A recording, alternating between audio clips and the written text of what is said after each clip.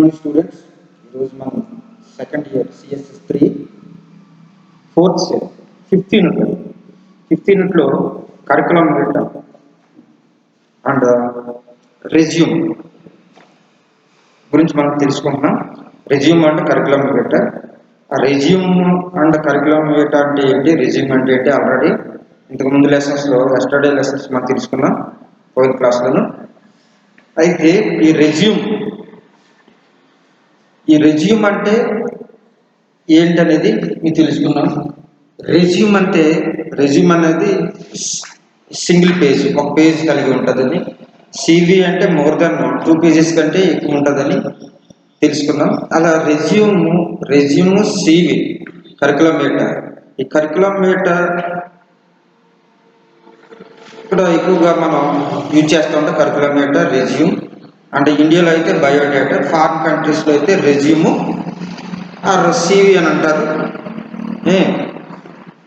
Resume అంటే ఈ యొక్క లాటిన్ లాంగ్వేజ్లో చూసినట్లయితే కోర్స్ ఆఫ్ లైఫ్ అని చెప్పుకున్నాం. అయితే ఈ గైడ్లైన్స్ ఇప్పుడు నేను చెప్పుకున్న guidelines for writing a CV or resume. CV అంటే కరికులం డేటా, ఈ గైడ్లైన్స్ కరికులం డేటా రాసినప్పుడు కానీ లేకపోతే రెజ్యూమ్ రాసేటప్పుడు కానీ మనకు కొన్ని గైడ్లైన్స్ ఉంటాయి. గైడ్లైన్స్ని ఫాలో అవ్వాలి. ఏంటి ఆ గైడ్లైన్స్ అని మనం తెలుసుకున్నట్లయితే ఇక్కడ ఫస్ట్ పాయింట్ ఏమి ఇచ్చాడంటే, before beginning to write your CV, నువ్వు సివి కానీ ఇది నువ్వు సివి రాసే ముందు నువ్వు అంటే కరికులం డేటా రాసే ముందు write down a description of the person the employee is looking for. ఏ ఉద్యోగానికి అయితే ఎదురు చూస్తున్నాడో దాని గురించి రాయవలసి ఉంటుందన్న డిస్క్రిప్షన్ ఉంటుంది. Write down the description of the person. The person ఏ ఉద్యోగానికి అయితే చూస్తున్నాడో దాని గురించి డిస్క్రిప్షన్ రాయవలసి ఉంటుంది. అది చెప్తున్నాం. Person the employer is looking for. To do this first look at the job advertisement careful. ఈ విషయంలో చూసుకున్నట్లయితే మనం ఈ అడ్వర్టైజ్మెంట్స్, జాబ్కు సంబంధించిన అడ్వర్టైజ్మెంట్స్ ఇస్తాం. ఈ జాబ్కు సంబంధించిన అడ్వర్టైజ్మెంట్స్ ఏది ఉన్నదో దాన్ని కేర్ఫుల్గా చదవాలి. కేర్ఫుల్గా చదవాలి. అడ్వర్టైజ్మెంట్ కేర్ఫుల్గా చదివి అసలు అడ్వర్టైజ్మెంట్లో ఏముందో, దేనికి సంబంధించింది, ఏ జాబ్కి సంబంధించింది, ఎన్ని పోస్టులు ఉన్నాయి, క్వాలిఫికేషన్ ఏంటి, ఇవన్నీ కూడా పోస్టులు ఎక్కడెక్కడ ఉన్నాయి ఏంటి అనేది కూడా ఏంటంటే మనకు చాలా క్లియర్గా మనం రాసుకుంటాం. క్లియర్గా తెలుసుకోవాలి.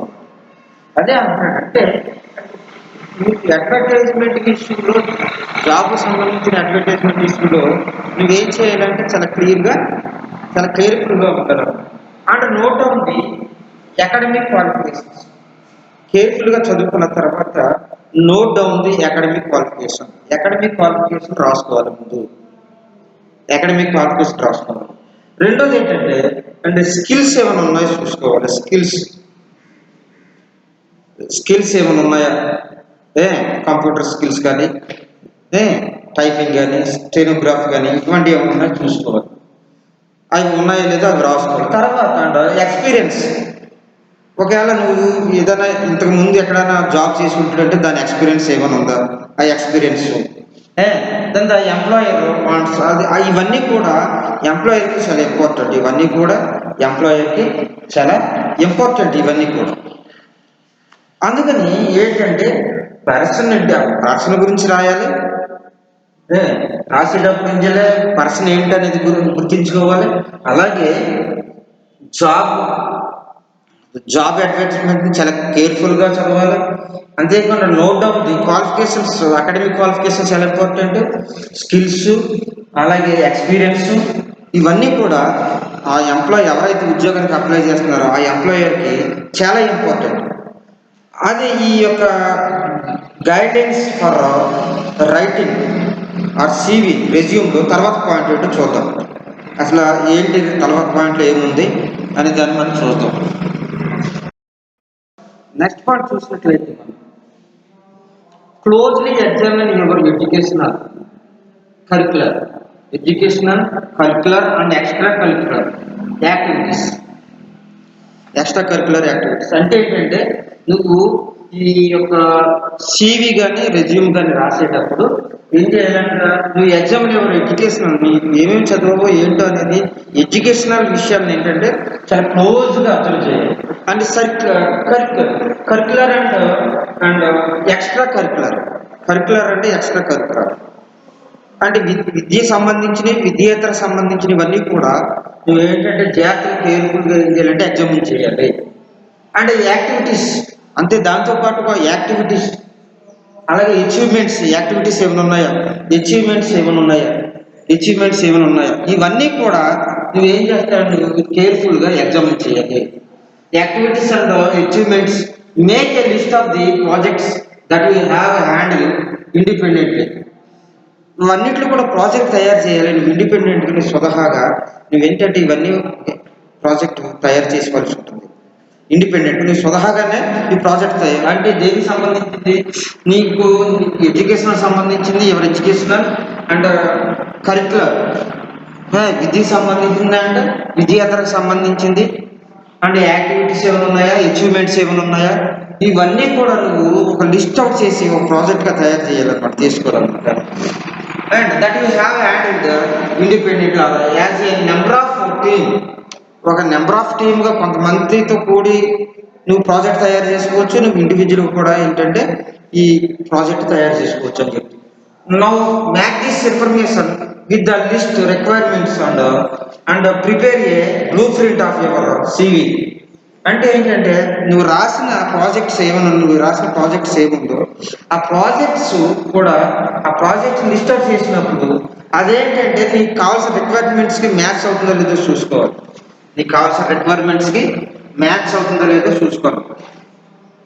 List out requirements that information ఏంటంటే లిస్ట్ అవుట్ చేయాలి. ఇన్ఫర్మేషన్ లిస్ట్ అవుట్ చేసి requirements and prepare a blueprint of your CV. తర్వాత బ్లూ ప్రింట్ తయారు చేసుకో. ప్రిపేర్ ఏ బ్లూ ప్రింట్ తయారు చేసుకుని ఆ బ్లూ ప్రింట్ ప్రకారంగా నువ్వు సివిని తయారు చేయాలి.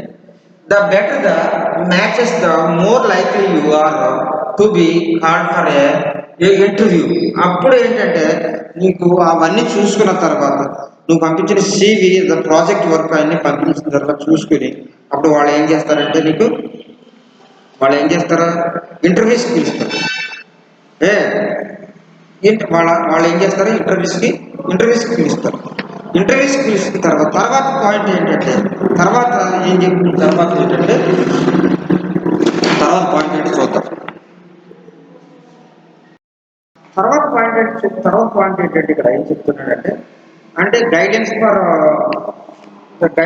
For writing CV or resume. తర్వాత ఏం చెప్తున్నాడంటే ఇక్కడ don't include false or wrongs information. Wrongs information కానీ ఫాల్స్ ఇన్ఫర్మేషన్ కానీ నువ్వు ఏం చేయకూడదు, వాటిని పంపించకూడదు. నువ్వు ఇచ్చిన డిస్క్రిప్షన్ సివికి మ్యాచ్ అయ్యేటట్లు ఉండాలి. ఒకవేళ లేకపోతే ఏమవుతుందంటే ప్రూఫ్ సరిగ్గా లేకపోతే ఏంటంటే మీ మీద యాక్షన్ తీసుకోవాల్సి ఉంటుంది, తీసుకుంటారు కూడా. అందుకని మనం ఎప్పుడంటే ఫాల్స్ ఆర్ రాంగ్ ఇన్ఫర్మేషన్ ఇవ్వకూడదు, సివిలో రాయకూడదు. ఫాల్స్ ఆర్ రాంగ్ ఇన్ఫర్మేషన్ సివిలో రాయకూడదు. ఇలా రాస్తే మాత్రం అది తప్పు అవుతుంది, అది నీ మీద క్లెయిమ్ చేయబడుతుంది, నేరం మోపబడుతుంది. అందుకని ఏంటంటే వాస్తవం ఏంటో ఆ వాస్తవాన్ని రాసించాలి తప్ప నీకు అనవసరంగా ఫాల్స్ కానీ రాంగ్ ఇన్ఫర్మేషన్ కానీ నువ్వు ఇవ్వకూడదు.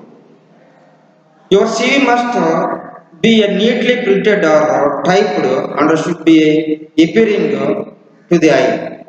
ఇంకొక పాయింట్ ఏం చెప్తున్నారంటే తర్వాత పాయింట్ ఏంటంటే నువ్వు సివి రాసేటప్పుడు అది ప్రింటెడ్ అయి ఉండాలి. ప్రింటెడ్ కానీ టైప్ చేసింది కానీ అది చూసేవాళ్ళకి ఎలా ఉండాలంటే చూసేవాళ్ళకి చాలా బాగుండాలి. చూసేవాళ్ళకి అది చాలా బాగుండాలి, అందంగా కనిపించాలి. నీ యొక్క సివి ఆ రెజ్యూమ్ అది ప్రింటెడ్ అయి ఉండాలి, లేదంటే ప్రింటెడ్ అయి ఉండాలి. నీట్లీ ప్రింటెడ్ టైప్ చేసింది కానీ ప్రింటెడ్ చేసింది కానీ అయి ఉంటే అది చూడడానికి బాగుంటుంది సివి. మాన్యువల్ హ్యాండ్ రైటింగ్ బాగోదు. Manual the placement and sequences of information should be attractively designed. Placement కానీ, తర్వాత సీక్వెన్స్ ఆఫ్ ఇన్ఫర్మేషన్. నీ ప్లేస్మెంట్ ఏం కావాలి, ఎక్కడ ప్లేస్మెంట్ కావాలని అది సీక్వెన్స్ ఆఫ్ ఇన్ఫర్మేషన్. నువ్వు ఇచ్చే ఇన్ఫర్మేషన్ అది అంతా కూడా ఎలా ఉండాలంటే అట్రాక్టివ్గా ఉండాలి, డిజైన్ చేసి ఉండాలి, చక్కగా అట్రాక్టివ్గా డిజైన్ చేసి ఉండాలి. అంతేగాని ఇష్టం వచ్చినట్టు నువ్వు రాసేసి ఇచ్చేస్తే దాన్ని ఏం చేస్తారంటే పక్క పాడతారు. చూసినప్పుడు చాలా అందంగా అయ్యి కనిపిస్తూ ఉండాలి, చాలా అందంగా కనిపిస్తూ ఉండాలి, డిజైన్ చేసి ఉండాలి, అట్రాక్టివ్గా ఉండాలి, చూడడానికి బాగుంది, ఈ రెజ్యూమ్ బాగున్నట్టుగా ఉండాలని. అంతేకాకుండా sub titles should be easily visible. Sub titles should be easily visible. ఒకవేళ సబ్ టైటిల్స్ ఏమైనా ఉంటే ఆ సబ్ టైటిల్స్ ఈజీలీ విజిబుల్, బాగా కనపడేటట్లు, బాగా అర్థమయ్యేటట్లు ఉండాలని. అందుకని ఇక్కడ ఏం చెప్తున్నాడంటే the placement of sequence of information should be attractive design. అంతేకాకుండా subtitle should be easily visible. Subtitle should be easily visible, చక్కగా అర్థమయ్యేటట్లుగా, స్పష్టంగా కనిపించేటట్లుగా ఉండాలి. మనం ఏమైనా సబ్ టైటిల్స్ ఏమైనా రాస్తున్నాము, మెయిన్ పాయింట్స్ కాకుండా సబ్ టైటిల్స్ రాస్తున్నప్పుడు చాలా స్పష్టంగా అర్థమయ్యేటట్లు, దేనికి సంబంధించిన సబ్ టైటిల్, ఏ విషయాలు ఏంటి అనేవి కూడా స్పష్టంగా తెలుస్తూ ఉండాలన్నమాట. Do not cam too much material on single sheet. ఎక్కువగా నువ్వు సింగిల్ షీట్ మీద అనేక రకాల నేను రాయకూడదు, వేస్ట్ అని. ఎక్కువ మెటీరియల్ ఉండకూడదా, సింగిల్ షీట్ మీద రకరకాల మెటీరియల్స్ నువ్వు అన్ని విషయాలు రాయకూడదు. నువ్వు ఏదైతే CV రాస్తున్నావో స్పష్టంగా అర్థమయ్యేటట్లు ఉండాలి. అలా ఉంటేనే అది CV చూసేవాడికి అట్రాక్టివ్గా ఉంటుంది, ఎఫెక్టివ్గా ఉంటుంది. ఓకేనా, అది డిజైన్డ్గా ఉండాలి. అలా ఉంటే చూసేవాళ్ళకి, అంటే ఎవరైతే జాబ్ ఇస్తున్నారో వాళ్ళు చూసేవాళ్ళకి చాలా అట్రాక్టివ్గా కనిపిస్తుంది అన్నమాట. అంటే గివ్ యువర్ కాంటాక్ట్ డీటెయిల్స్. తర్వాత పాయింట్ ఏం చెప్తున్నా అంటే గివ్ యువర్ కాంటాక్ట్ డీటెయిల్స్. ఒకవేళ నిన్ను పిలవాలనుకుంటే, జాబ్కి పిలవాలనుకుంటే ఏం చేస్తారంటే నీ కాంటాక్ట్ డీటెయిల్స్ అడుగుతారు. కాంటాక్ట్ డీటెయిల్స్ ఏంటంటే contact details such as the address at which you are presently living. Address ఉంటుంది, అడ్రస్ అడుగుతారు, అడ్రస్ రాయవలసి ఉంటుంది. అంటే నువ్వు ఎక్కడ ప్రస్తుతానికి ఎక్కడ నివసిస్తున్నావు, ఏంటి నీ సొంత ఊరు ఏంటి, ఎక్కడ నివసిస్తున్నావు, ఇవన్నీ అడ్రస్ రాయవలసి ఉంటుంది. కొంతమంది ఏం చేస్తారంటే డీటెయిల్స్ని తప్పిస్తూ ఉంటారు, ఫోన్ నెంబర్ తప్పిస్తూ ఉంటారు, అడ్రస్ తప్పిస్తూ ఉంటారు. దానివల్ల ఏమవుతుందంటే మీకే ప్రాబ్లం అవుతుంది.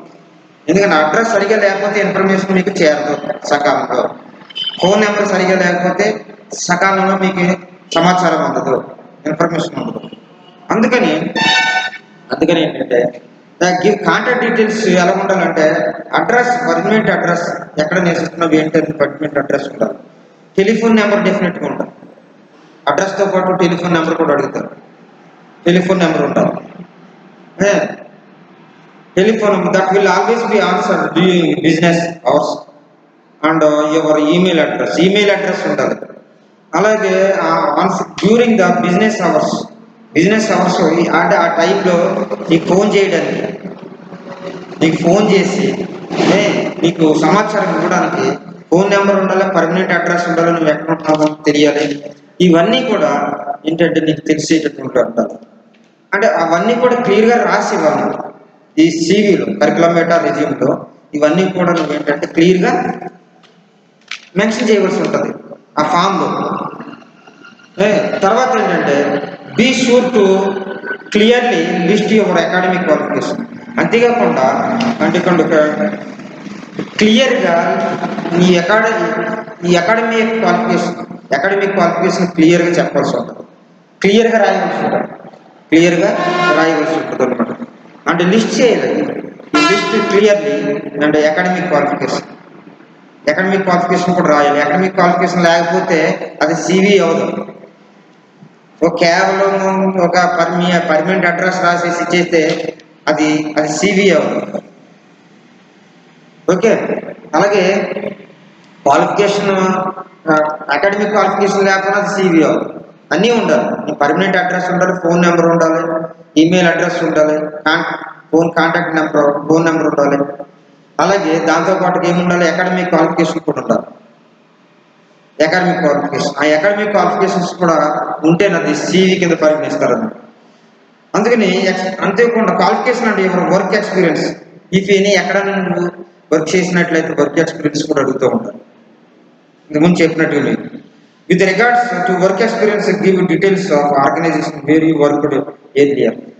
ఒకవేళ నువ్వు ఏదైనా కంపెనీలో ఇంతకుముందు ఎక్కడైనా కంపెనీలో పనిచేసినట్లయితే ఆ కంపెనీ యొక్క డీటెయిల్స్ కూడా ఇవ్వాల్సి ఉంటుంది. అది గైడ్లైన్స్, వాటి గైడ్లైన్స్ అంటే గివ్ గైడ్లైన్స్ ఆఫ్ ఆర్గనైజేషన్. ఏ ఆర్గనైజేషన్లో పనిచేస్తావు, ఏ సంస్థలో పనిచేస్తావు, ఏ కంపెనీలో పనిచేస్తావు, వాటి డీటెయిల్స్ కూడా నువ్వు ఏంటంటే ఇక్కడ మెన్షన్ చేయవలసి ఉంటుంది. అంటే ప్రతిదీ కూడా అంటే ఒక జాబ్ పర్పస్ మీద వెళ్ళేటప్పుడు ప్రతిదీ కూడా A to Z ప్రతిదీ కూడా క్లియర్గా మెన్షన్ చేయవలసి ఉంటుంది.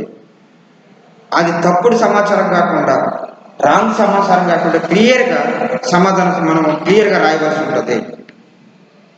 ఓకే, అంటే డీటెయిల్స్ ఇవ్వాలి. వర్క్ డే ముందు ఎక్కడ పనిచేసినట్లయితే ఎక్కడ పనిచేసిన వాడు details which dated or responsibility. Date కూడా రెస్పాన్సిబిలిటీగా డేట్ కూడా యూజ్ చేయాలి. And highlights your achievements. Highlights ఒకవేళ నువ్వేమన్నా సాధించినవి ఏమైనా ఉంటే అచీవ్మెంట్స్, నీ జీవితంలో ఏమైనా స్పోర్ట్స్ కానీ ఏమి కానీ ఏదైనా సాధించినట్టుంటే నువ్వేం చేయాలంటే వాటిని కూడా మెన్షన్ చేయవలసి ఉంటుంది. అచీవ్మెంట్స్ ఏమైనా ఉంటే achievements. For example headed sales team. ఒకవేళ సేల్స్ టీమ్కి హెడ్గా ఉన్నానుకో 12 exceeded sales targets for 3 consecutive years.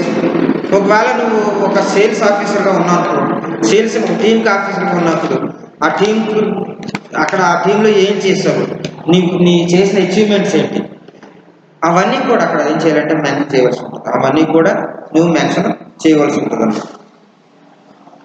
అంతేకాకుండా ఇంకేమని చెప్తాను, ఇంకొక పాయింట్ చూసినట్లయితే తర్వాత పాయింట్ చూసుకో. Mention any other job related skills. ఇంతకుముందు జాబ్ రిలేటెడ్ స్కిల్స్ ఏమైనా ఉన్నాయా నీకు అంటే these include computer and language skills. అదే నేను చెప్పాను కదా, కంప్యూటర్ స్కిల్స్ కానీ, అలాగే టైపింగ్ కానీ, అలాగే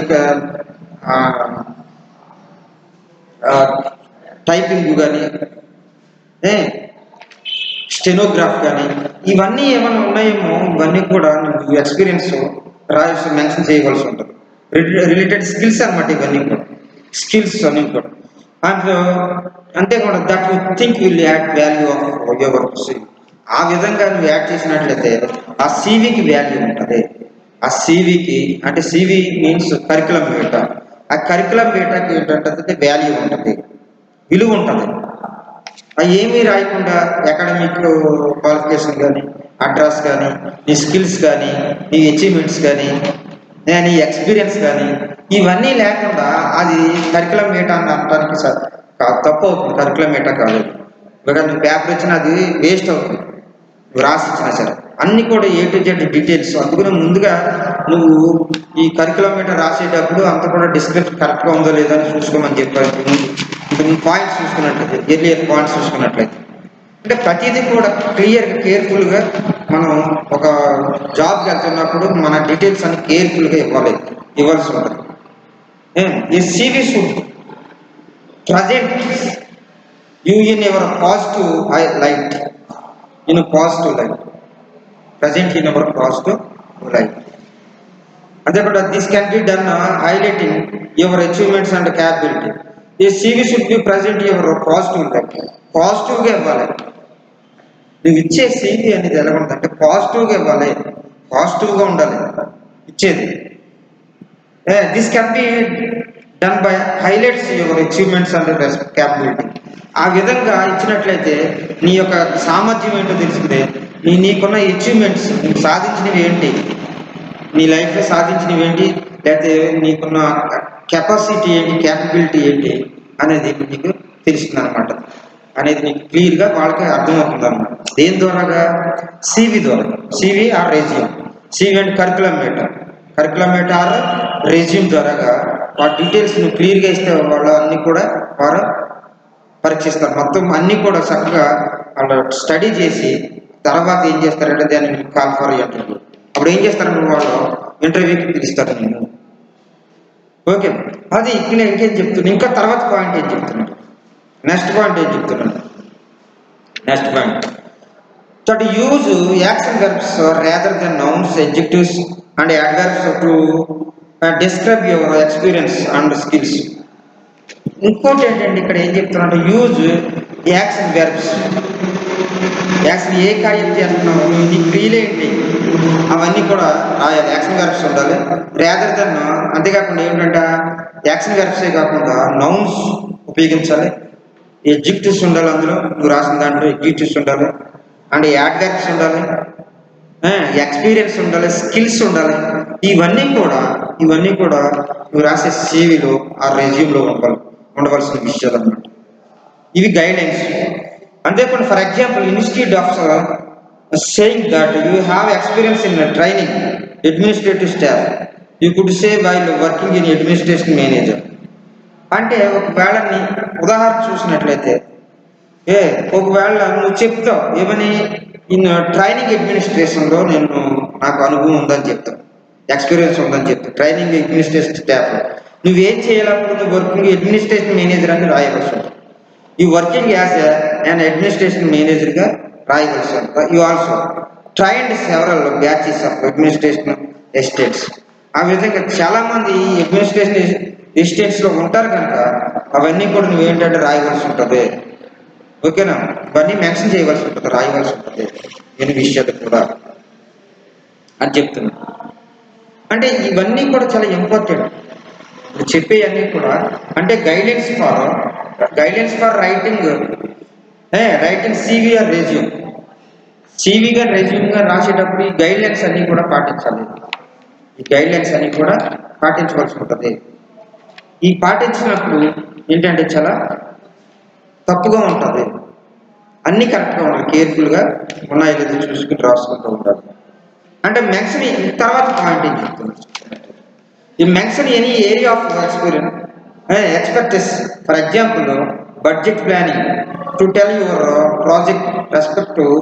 prospective employers about a professional skills. అంతేకాక mention your expertise. For example, budget plan ఏంటంటే నువ్వు శాలరీ ఎంత ఎక్స్పెక్ట్ చేస్తావు, నువ్వు శాలరీ ఎక్స్పెక్ట్ చేస్తున్నావు, ఎంప్లాయర్గా నువ్వు ఉద్యోగం చేసే వ్యక్తిగా నువ్వు శాలరీ ఎంత ఎక్స్పెక్ట్ చేయగలుగుతున్నావు. అంటే నీ యొక్క ప్రొఫెషనల్ స్కిల్స్ని బట్టి, నీకున్న స్కిల్స్ని బట్టి, నీకున్న ఎక్స్పీరియన్స్ బట్టి, నీకున్న అచీవ్మెంట్స్ని బట్టి నువ్వు ఎంత ఎక్స్పెక్ట్ చేయగలుగుతావు, ఎంత ఎక్స్పెక్ట్ చేయగలుగుతావు అనేది చూసుకోవాలన్నమాట. అంతేకాకుండా your CV should not only say what you have done, but it should indicate that you have what is take to excel in the position concern. కేవలము ఈ యొక్క సివి అనేది should not say what you have done. ఈ కేవలం నువ్వేం చేస్తావు అనేది కాకుండా, ఈ సివి ద్వారా నువ్వేం చేస్తావు, నీకు ఏ ఉద్యోగం కావాలనేది కాకుండా, but it should indicate you have what it takes excel. నువ్వు ఏ విధంగా పనిచేయగలుగుతావు, నువ్వు ఏ విధంగా కష్టపడి పనిచేయగలుగుతావు, ఏ విధంగా పొజిషన్లో ఉండగలుగుతావు అనేది కూడా ముఖ్యంగా రాయవలసి ఉంటుంది. ఇవన్నీ కూడా రాయవలసి. However do not exaggerate or mention things that you are not true. అది సత్యాలు కానీ వాస్తవాలు కానిటువంటివి నువ్వు ఎప్పుడు కూడా మెన్షన్ చేయకూడదు. వాస్తవాలు ఏంటో అవి మెన్షన్ చేయాలి తప్ప వాస్తవాలు కానివి నువ్వేం చేయకూడదు, నువ్వు మెన్షన్ చేయకూడదు. వాస్తవాలు కానివి నువ్వు మెన్షన్ చేయకూడదు. అందుకని ఇవన్నీ కూడా చాలా ఇంపార్టెంట్,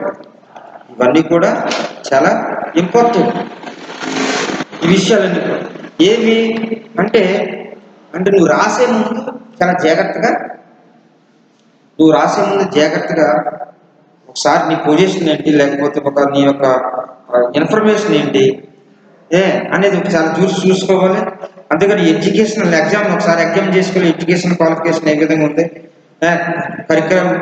కరిక్యులర్ యాక్టివిటీస్ ఏ విధంగా ఉన్నాయి, ఏ విధంగా ప్రాజెక్ట్ని హ్యాండిల్ చేస్తావు, అవన్నీ కూడా ప్రాజెక్ట్ని హ్యాండిల్ చేయాలి. ఇవన్నీ కూడా జాగ్రత్తగా గమనిస్తూ ఉండాలి.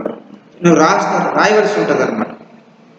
అంతేకాకుండా రాంగ్ ఫాల్స్ ఇన్ఫర్మేషన్ ఎట్టి పరిస్థితుల్లో ఇవ్వకూడదని చెప్పడం. ఈ difficult to match in own. ఇదేంటంటే ఒకవేళ నీకు నీ ఒకవేళ వాటిని పరీక్షించినప్పుడు, వాళ్ళు ఎగ్జామిన్ చేసి టెస్ట్ చేసినప్పుడు అది రాంగ్ ఇన్ఫర్మేషన్ అని తెలియకూడదు. రాంగ్ ఇన్ఫర్మేషన్ అంటే ఆటోమేటిక్గా ఏంటంటే నీ మీద యాక్షన్ తీసుకోవడానికి ఉంటుంది అన్నమాట. అది ఇంకోటి ఏంటంటే నువ్వు రాసేది ఏదైనా ఉన్నప్పుడు రాసేది ప్రింటెడ్ కానీ, నువ్వు రాసేది ప్రింటెడ్, ఒక నువ్వు CV తయారు చేయాలనుకుంటే ప్రింటెడ్ టైప్ చేసే పేపర్ మీద ఏంటంటే నువ్వు రాయవలసి అప్లికేషన్ అప్లయింగ్ ది ఐ నీట్గా అప్లై చేసేటట్లుగా ఉండాలన్నమాట.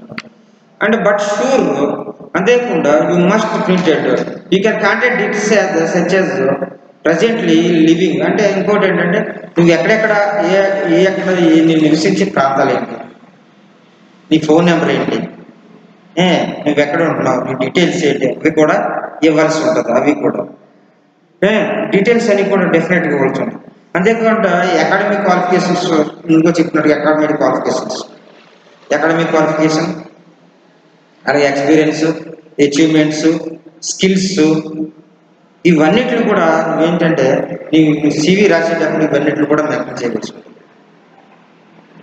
ఇవన్నీ జాగ్రత్తగా నువ్వు కేర్ఫుల్గా చూసుకోవాలి. ఇవన్నీ కూడా ఎందుకు కేర్ఫుల్గా చూసుకోవాలంటే ఇట్ ఈస్ నీ ఎబిలిటీ ఏంటో తెలియజేస్తుంది. అందులో నీ ఎబిలిటీ ఏంటి, నీ సామర్థ్యం ఏంటి, అసలు నీ గురించి ఏంటో తెలియజేస్తుంది. వాట్ యు ఆర్, నువ్వేంటి, నువ్వెవరో అనే విషయాలన్నీ కూడా అందులో ఉంటాయి. కనుక అది CV ఆర్ రెజ్యూమ్ రాసేటప్పుడు చాలా కేర్ఫుల్గా ఉండాలి వాటి విషయంలో. నీ ఇష్టం వచ్చినట్టు రాసేసి ఇచ్చేసి నాకు జాబ్ వచ్చేస్తున్నట్టే కాదు, కానీ నువ్వు వెళ్ళేటప్పుడు నువ్వు ఇచ్చేటప్పుడు ఒకసారి చూసుకోవాలి. రెజ్యూమ్ కేర్ఫుల్గా ఉండాలి. కేర్ఫుల్గా చూసుకుని వాటిలన్నింటి కూడా నువ్వు రాయవలసి ఉంటుంది అన్నమాట. Maximum other job related skills, ఇంకొకవేళ అదర్ జాబ్ రిలేటెడ్ స్కిల్స్ ఏమైనా ఉంటే కూడా అవి కూడా చూసుకోవాలని చెప్పి అవి కూడా నువ్వు జాగ్రత్తగా చూసుకోవాలి. ఇవన్నీ కూడా ఏంటంటే ఇవన్నీ in the guidance for CV writing CV or resume. నువ్వు CV రెజ్యూమ్ రాసినప్పుడు ఇవన్నీ ఇంపార్టెంట్. ఇవన్నీ జాగ్రత్తగా చూసుకో. చెప్పిన పాయింట్స్ అన్ని కూడా నువ్వు జాగ్రత్తగా రాసుకో. తర్వాత ఈ రెజ్యూమ్ అండ్ CV చూసినట్లయితే డిఫరెంట్గా ఉంటుంది. చెప్పు రెజ్యూమ్ అండ్ CVకి డిఫరెన్స్ ఉంటుంది. CV అంటే ఏంటంటే 2 pages వివరణ కలిగి ఉండాలి. CV అంటే 2 pages వివరణ కలిగి ఉండాలి. రెజ్యూమ్ అంటే 1 pages కంటెంట్ 1 page ఉంటుంది. CVకి దానికి ఉన్నటువంటి డిఫరెన్స్ చూసినట్లయితే డిఫరెంట్గా ఉంటుంది. అంటే కరికులం మీట్ అనేది 2 pages ఉంటుంది అండ్ రెజ్యూమ్ అనేది 1 page ఉంటుంది. ఈ రెజ్యూమ్ లాటిన్లో మనం ఏమని చెప్పుకున్నాం, రెజ్యూమ్ అంటే కోర్స్ ఆఫ్ లైఫ్ అని చెప్పుకున్నాం. Course of life. ఈ రెజ్యూమ్ని లాటిన్ నుండి తర్వాత ఫ్రెంచ్ నుండి కూడా ఏం చేస్తామంటే దీన్ని బారో కింద తెచ్చుకున్నామని చెప్పి మన ఇండియాలో ఎక్కువగా మనం దేన్ని ఉపయోగిస్తున్నారు, బయోడేటా అనే పదాన్ని ఉపయోగిస్తారు. ఈ రెజ్యూమ్ని లేకపోతే ఈ యొక్క CVని మన ఇండియాలో ఏమని పిలుస్తున్నారంటే మనం బయోడేటా. ఎక్కువగా మనం ఎక్కడికి వెళ్ళినా సరే మీ బయోడేటా రాసి ఉండాలి. మీ బయోడేటా ఇవ్వండి మాకు, తర్వాత మీకు ఇన్ఫామ్ చేస్తాం అని అంటారు. అంటే బయోడేటా అనేది చాలా ఇండియాలో దాన్ని ఉపయోగిస్తారు. ఇంగ్లాండ్, అమెరికాలో కూడా చూసినట్లయితే వీటిని CV ఆర్ రెజ్యూమ్ అని పిలుస్తారు. కరికులం వేటే ఆర్ రెజ్యూమ్ అని పిలుస్తారు. వీటిలో డిఫరెన్స్ చూసినాం మనం. డిఫరెన్స్ ఎలా ఉంటుంది ఏంటి అనేది. రెజ్యూమ్ వేరు, రెజ్యూమ్కి అండ్ అలాగే CVకి డిఫరెంట్ ఉంటుంది. డిఫరెంట్ ఏంటంటే అది కంటెంట్ 2 pages మనం మ్యాటర్ ఉంటుంది, రాయవలసి ఉంటుంది 2 pages. ఇది రెజ్యూమ్ కంటెంట్ 1 page కలిగి ఉంటుంది. అంటే ఈ గైడ్ లైన్స్ అన్నీ కూడా నువ్వేంటంటే కరికులం వేట రెజ్యూమ్ అంటే గైడెన్స్ ఫర్ రైటింగ్ కరికులం వేట రెజ్యూమ్ రాసేటప్పుడు ఏంటంటే చాలా జాగ్రత్తగా రాయవలసి ఉంటుంది. చాలా జాగ్రత్తగా అంటే చాలా వెరీ కేర్ఫుల్గా రాయవలసి ఉంటుంది ఇది ఈ లీవ్ అనేది. అందుకని ఇక్కడ ఏంటంటే, ఎందుకంటే ఇది ఎందుకు ఇంత కేర్ఫుల్గా రాయవలసి ఉంటుంది అంటే, ఇది ప్రిపేరింగ్ యువర్ రెజ్యూమ్ నీకు సంబంధించింది. ఇది first instrument introduce your self. ఇది నీకు రెజ్యూమ్ అనేది నీకు సంబంధించింది. ఇంట్రొడ్యూస్ యువర్ సెల్ఫ్, నీకు ఇంట్రొడ్యూస్ చేస్తా దానికి ఫస్ట్ ఇన్స్ట్రుమెంట్. అది నీకు ఒక ఇన్స్ట్రుమెంట్ లాంటిది, ఒక ఆయుధం లాంటిది అనమాట. అందులో నీ క్యాపబిలిటీ ఏంటి, నీ యొక్క నీకు నీ బ్యాక్గ్రౌండ్ ఏంటి అన్నీ కూడా అందులో ఏంటంటే వివరంగా తెలుస్తాయి. అందుకనే ఏంటంటే ఇది ఈ సివి రెజ్యూమ్ అండ్ సివి అనేది చాలా జాగ్రత్తగా రాయవలసి ఉంటుంది, నీట్గా రాయవలసి ఉంటుంది, కేర్ఫుల్గా రాయవలసి ఉంటుంది, కేర్ఫుల్గా రాయవలసి ఉంటుంది. అలా రాసినప్పుడు అది అంతేకాకుండా అది ప్రింటెడ్ మ్యాటర్ అయి ఉండాలి, టైపింగ్ మ్యాటర్ అని ఉండాలి. చూసే వాళ్ళకి అది చాలా అందంగా కనిపించాలి. అందులో రాంగ్స్ కానీ ఫాల్స్ ఇన్ఫర్మేషన్ వేసిన కూడా నీకు ఇవ్వకూడదు. ఇది యొక్క circular and guidelines for writing and CVR resume సంబంధించి. తర్వాత డిఫరెన్స్ ఏంటి, తర్వాత మిగతా టాపిక్ ఏంటి అనేది రేపు లెసన్స్లో మనం తెలుసుకుందాం. ఓకేనా? Thank you.